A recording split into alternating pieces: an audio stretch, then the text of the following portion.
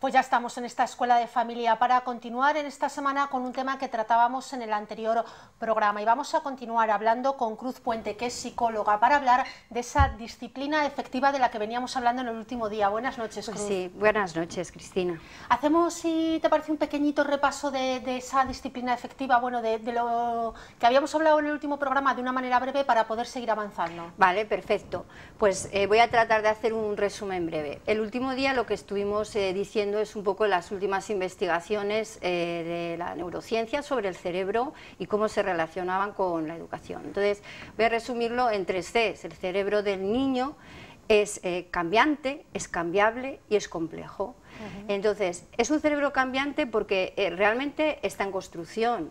Es decir, nosotros nacemos con un mecanismo biológico emocional muy activo cuando nacemos, y además nacemos con una potencialidad en nuestro cerebro superior, pero es solo eso, una potencialidad, porque realmente cuando nacemos eso está muy inmaduro. Entonces, esta inmadurez y esa reactividad hace que los niños se comporten mal muchísimas veces, pero no porque quieran, sino precisamente por inmadurez. Entonces, el mensaje es, en este caso, no tratemos a los niños como si fueran adultos, porque no lo son en absoluto. Le falta por aprender y madurar muchas cosas. Después hay la otra C, es el cerebro es cambiable, que esto es algo muy interesante porque no es cambiable solo en los niños, también lo es en los adultos, pero sobre todo en los niños. Claro. El cerebro se va moldeando con las experiencias que nos van sucediendo y sobre todo con las experiencias repetidas, es decir, lo que nos pasa en la vida importa y mucho. Por eso nosotros podemos moldear el cerebro como si fuera un bonito jarrón o dejarlo en un bloque de, bueno, pues de arcilla. Entonces, esto es muy importante en educación, sobre todo para que tengamos en cuenta que la educación tiene que ser intencional, porque tiene que presentar experiencias que de alguna manera consigan una mente más saludable. Y finalmente es un cerebro complejo porque tiene múltiples facetas, pero eso a la vez es una ventaja para nosotros, porque nosotros podemos apelar en cada momento, según nos interese, a una faceta o a otra del cerebro. Por ejemplo, en un momento de disciplina en el que los ánimos están muy subidos, yo tengo que enseñar a pisar el freno del mecanismo emocional para que los niños puedan escuchar, porque veíamos el otro día, es cuando el mecanismo emocional está muy activo, el cerebro está completamente desconectado. El de los niños está desconectado e inmaduro, y el de los adultos a veces también está desconectado. Entonces, el tema de la disciplina es muy importante, es complicado, es un tema complicado, pero es muy importante tanto para los niños como para los adultos.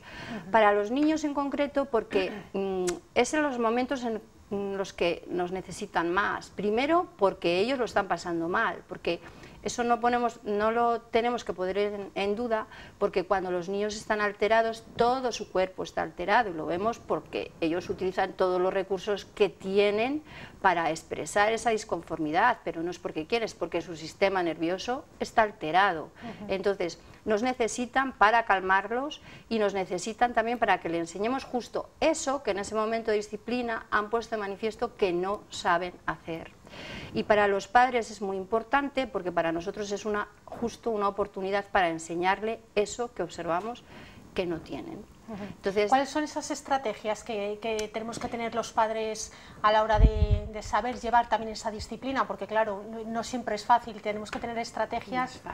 No es fácil, y eso lo demuestra la práctica educativa que tenemos todos. En un momento así de conflicto echamos mano de cualquier creencia que tenemos sobre la educación y de los recursos que estamos utilizando muchas veces sin pensar o reflexionar qué consecuencias puede tener o si son realmente los mejores. Muchas veces los que utilizamos no son malos, pero igual no son los mejores.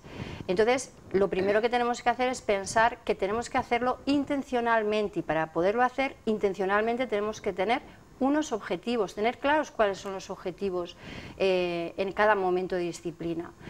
Uno de los objetivos es un objetivo a corto plazo, desde luego tenemos que conseguir que los niños colaboren, pero eso es lo que estamos más acostumbrados a mirar, el comportamiento del niño, entonces hacemos lo que sea para que colaboren. Es decir, que se comporten como se tienen que comportar, pero es más interesante y además, y no quiere decir que nosotros renunciemos a este objetivo, de hecho es una de las razones por las que tenemos que pasar al segundo objetivo, que es a largo plazo, que es enseñar lo que los niños necesitan aprender.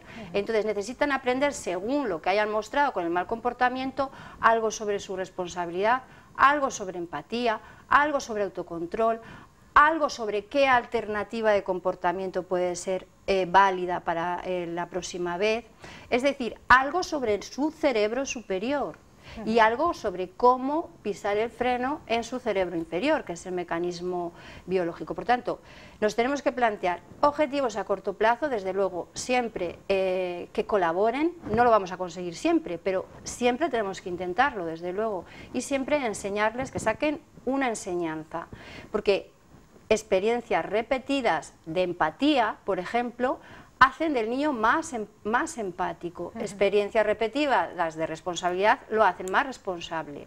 Entonces, esto es de alguna forma lo que tenemos que intentar conseguir, esos dobles objetivos.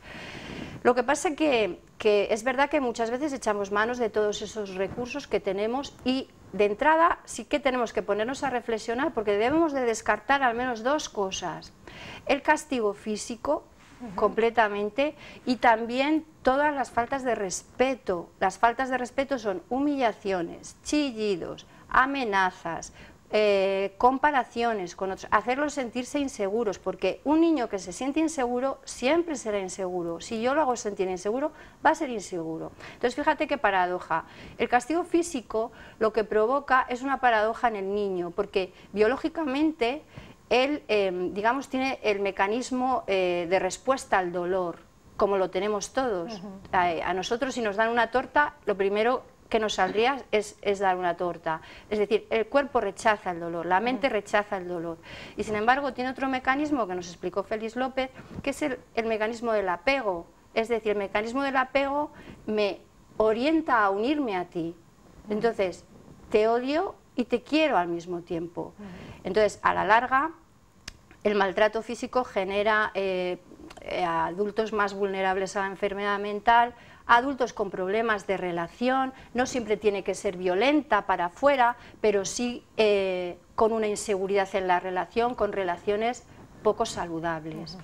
Y las humillaciones no crean exactamente efectos tan graves, pero también son graves en el sentido de que hacen perder confianza al niño, perder seguridad en sí mismo, y de alguna manera los niños piensan que no son, que tienen algún error ellos, que son defectuosos, por decirlo así. Entonces, la disciplina que nosotros proponemos es una disciplina basada en el respeto a los niños, en el respeto en general entre la familia, pero también a los niños, porque los niños son personas desde el principio.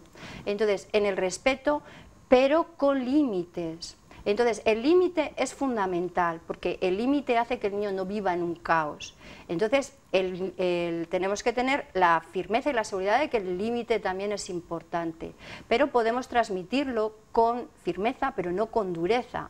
Y otra de las cosas es ser coherentes con los límites, porque no sea que cuando yo venga del trabajo un día y esté mal, el límite sea muy severo, o lo lleve a un extremo, y cuando venga bien me salte el límite yo. Es decir, tenemos que ser coherentes y también tenemos que ser flexibles, porque le digamos al niño que no tome bebidas gaseosas, un día puede tomar la bebida gaseosa. Es decir, la flexibilidad, pero sí la firmeza y no la dureza, y siempre el respeto. Me imagino que de lo primero que tenemos que partir los padres es de un autocontrol también con nosotros, porque cuando estamos en esa situación, lo que decía de no hay que gritar, no hay que pegar, todo eso que lo sabemos en la teoría, hay veces que con ese estado de estrés cuesta, ¿no? Me imagino que lo primero que un padre tiene que hacer en esa situación es el autocontrol propio, ¿no? Para poder ponerle las pautas que necesita el niño. Claro, fíjate, ahí en la disciplina que proponemos hay una primera fase que es conectar.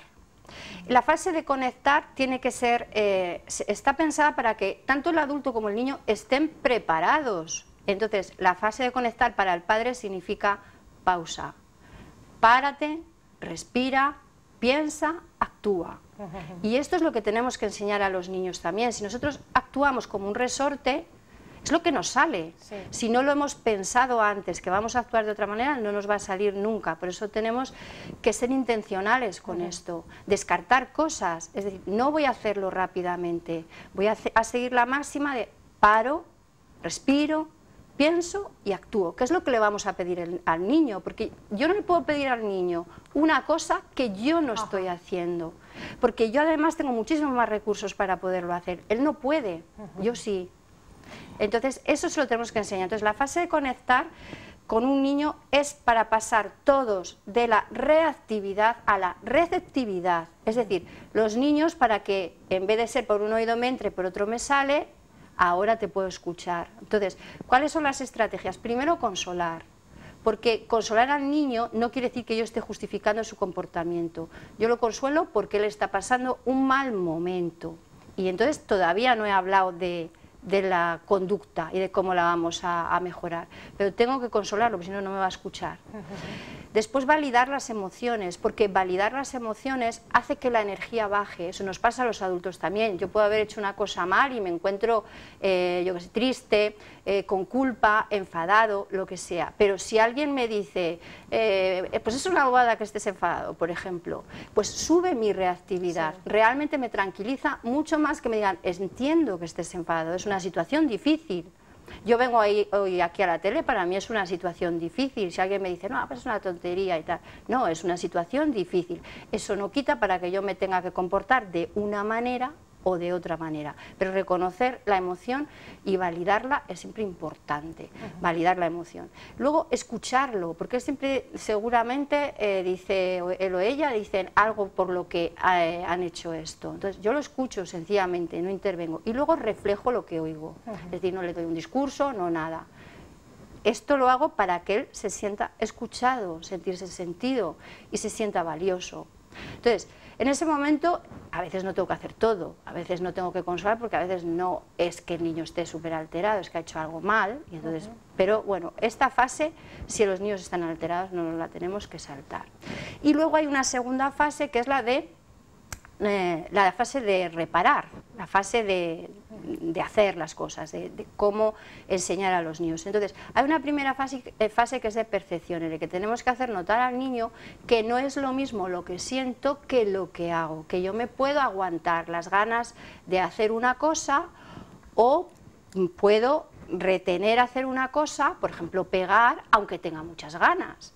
Entonces, el hecho de que yo sienta que estoy enfadado o me sienta muy mal no justifica esto, pero yo solo se lo tengo que hacer notar, porque los niños no aprenden con discursos, aprenden con que yo le diga, vale, estabas muy enfadado, pero me has pegado, entonces después me has pegado. Entonces hay que hacerle notar que qué hay del límite que tenemos en casa de respeto. Todo el mundo nos respeta, porque hay que hablarle de respeto a los niños desde el principio. Entonces, un límite tiene que ser comunicarnos de manera respetuosa. Entonces, claro, ya le haces reflexionar un poco sobre algo que es más interno, que es el respeto, es un valor. Entonces, en esa fase, él nota la diferencia entre tener ganas de hacer algo y el comportamiento, que eso es muy importante.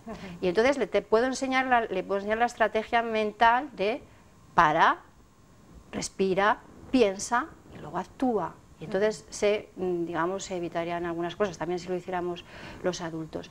Otra de las cosas que tengo que hacer es, siempre que hay un comportamiento en el que esté implicada otra persona, es piensa qué sentirá la otra persona. Es decir, tiene que haber un punto en el que yo le haga preguntas de cómo crees tú que se siente tu hermano cuando le has tirado los legos. Le hace intentar enfocar su atención a la mente de la otra persona, tenerla en cuenta. Antes yo he atendido a su mente, ahora atiendo a la otra mente.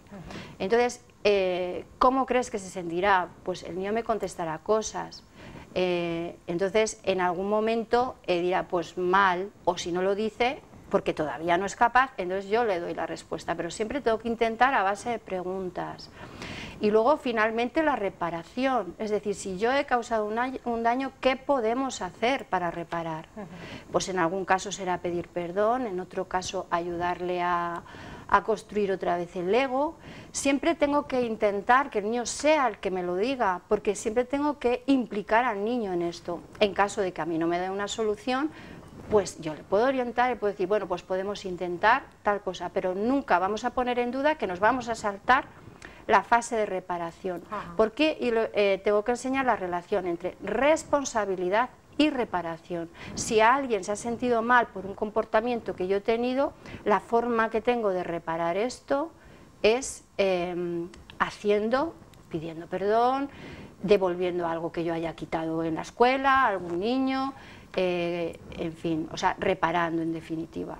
Ahí es importante también lo que decías al principio, de que sea algo acorde a lo que ha hecho, ¿no? Porque hay veces que no se puede poner un castigo muy exagerado ni que el castigo sea muy pequeñito. Ahí claro. Yo creo que los padres también hay que pensar algo que sea un poco del tamaño, por decirlo de alguna manera, de lo que ha hecho el niño, ¿no? Claro, de todas maneras, yo creo que no conviene pensar en los términos de castigo, porque digamos que va a ser un tipo de relación en la que siempre con respeto vamos a tratar de que el niño, no solamente vamos a tratar, sino que vamos a llegar a que el niño finalmente repare. Ponte que, por ejemplo, a un niño le cuesta trabajo reparar, o yo le he dicho, mira, pues hoy no te compro, que esto es muy frecuente, no te compro un helado, porque no, o no te compro ese juguete.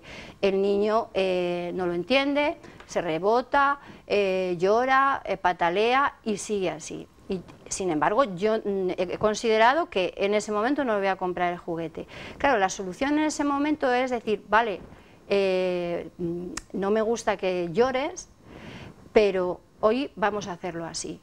Entonces, no es necesario más, porque el niño va a aprender por sí mismo que va a tener que esperar, o sea que no hay más necesidad de nada. Y cuando el niño repara ya un hecho, tampoco es necesidad, está en el propio proceso, está implícito todo lo que tiene que hacer el niño, no necesita más. Siempre que esa experiencia vuelva a ser de esa manera, el cerebro va a recordar y se va a acentuar la responsabilidad, se va a acentuar la empatía, porque yo le estoy dando esas experiencias. Por tanto, los mensajes que yo tengo que hacer llegar al niño para que respete son de respeto, para que confíe son de confianza, para que sea responsable son de reparación.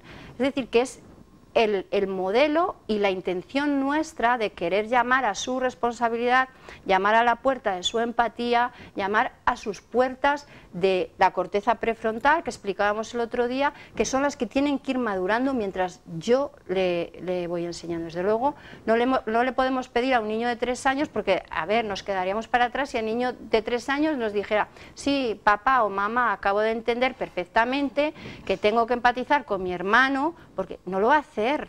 Pero por eso digo que los largos discursos, o sea, tenemos que hablar menos y, digamos, ser más certeros en lo que decimos.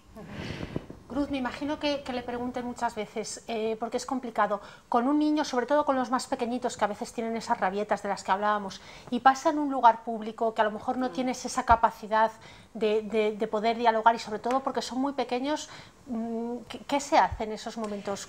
Claro, no tienes la capacidad de dialogar, pero, por ejemplo, tú ponte que porque el niño, supongo que entra en rabieta, pues porque no le quiero dar algo, porque...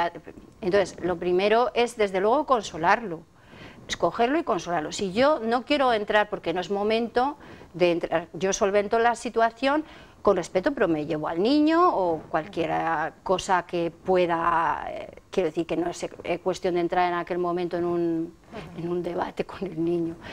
Pero cuando yo llegue a casa, entonces los niños recuerdan, ¿vale? ¿Te acuerdas de cuando estábamos en el...? Entonces se puede, en ese momento de recuerdo, decir, ¿qué pasó? ¿Cómo te o sea, hacer todo el ciclo recordando. Claro, en un lugar público a veces son lugares menos impropios para resolver esto. Pero lo de consolar sin consentir, es siempre la respuesta es, si yo me lo tengo que llevar de un sitio, igual me lo tengo que llevar pataleando. Pero entonces lo que le tengo que decir es, vale, no me gusta que lo estés pasando así de mal, sé que quieres eso, pero ahora no va a poder ser. De todas maneras, siempre se le puede decir, pero si lloras, yo estaré aquí para consolarte. Pero no, en ningún caso le estoy diciendo que yo consienta la conducta. Lo que estoy es respetando al niño, intentando que la reactividad se convierta en receptividad. No siempre lo consigo, pero cuantas más experiencias repetidas de estas pueda conseguir, muchísimo mejor. Es decir, la disciplina efectiva no trata de decir que consiga siempre buenos resultados en ese momento, pero sí que consiga un cerebro más saludable y resultados de colaboración y de responsabilidad y de empatía a largo plazo, desde luego, sí. O sea que una de las claves fundamentales es repetir, ¿no? Repetir claro, esas actuaciones. Estas actuaciones se tienen que convertir en patrones de conducta de los padres. Por eso necesitamos pensar antes de actuar y tener pensado y mirar cuáles son las carencias en cada momento. Un niño que, por ejemplo, no hace los deberes es porque no sabe gestionar su tiempo, probablemente. Igual algunas veces sí, pero otras veces no, porque los niños son inestables, no son fiables en eso. Igual que nosotros tampoco, porque nosotros algunas veces estamos de mejor pie y de peor pie, ¿no? Absolutamente. Y los niños con más motivo, porque ese cerebro que está madurando todavía no está completamente maduro. Entonces, en determinados contextos lo hacen bien, pero en otros no, y lo tenemos que entender. Entonces, si ese niño o esa niña no han hecho sus deberes, han estado jugando a la Play o han estado viendo la televisión, igual en ese momento en el que a las 9 de la noche se ponen a hacer los deberes, igual ese agobio tengo que ayudarle a hacer los deberes, a terminar sus deberes, pero he de intentar al día siguiente hablar con ella sobre la gestión de su tiempo, porque lo que tiene que aprender es a gestionar el tiempo. Y entonces, en eso es en lo que tenemos que... Claro, ¿qué me sirve decirle a la niña, pues te he dejado sin videojuegos toda la semana, si no voy a ser capaz de cumplirlo? Aparte, ¿qué ha aprendido? No aprende por eso a gestionar el tiempo, yo le tengo que ayudar a que aprenda a gestionar el tiempo. Es decir, la disciplina es una cuestión mucho más educativa de lo que parece. Reparadora, la palabra anterior de reparadora creo que es muy importante que la asimilemos, no más que cambiar completamente de asunto, sino que reparen y que aprendan sobre lo que han hecho. Claro. Creo que es muy interesante. Cruz, pues me parece que nos has dado unas claves muy importantes, espero como siempre que sean de ayuda, yo creo que sí. Y, bueno, pues... Eso que es lo que se pretende. Es lo que pretendemos. Pues muchísimas gracias por acompañarnos esta noche. Cerramos aquí de momento Cristina, esta Escuela de Familia. Gracias. Buenas noches.